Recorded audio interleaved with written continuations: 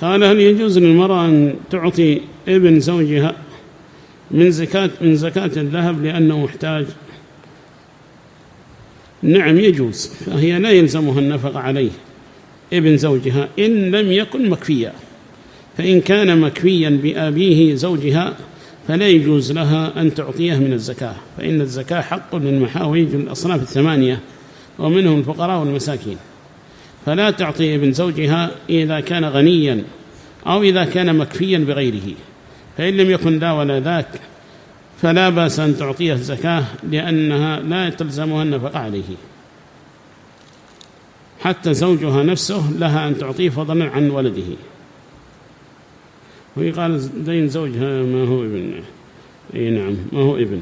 أن تقضي دين زوجها من زكاة في لقة ابن كذا تحت قبل الياء قبل الباء ابن خطأ. السؤال كأنه عن دين الزوج بس ما وضحت.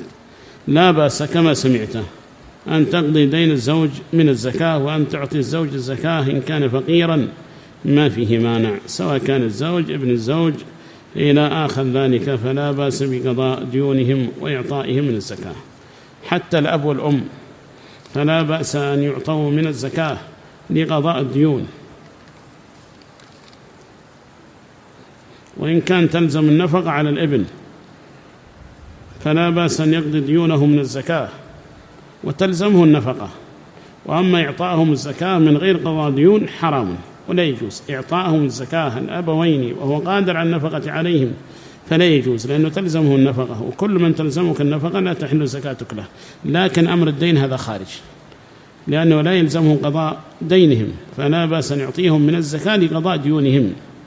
ولا يجوز أن يعطيهم الزكاة ليستغنوا بها عن النفقة فيضمن نفقته أو يبعد نفقته عن النفقة عليهم بالزكاة، أو يحمي ماله الذي يجب عليه أن ينفق منه على أبويه بزكاته، هذا لا يجوز. وأما أن يعطيهم لقضاء ديونهم فلا بأس بذلك. وهذه فتوى شيخ الإسلام وفتوى العثيمين رحمه الله تعالى أن قضاء الدين عن الأبوين جائز، وإعطائهم الزكاة من غير قضاء دين لا يجوز.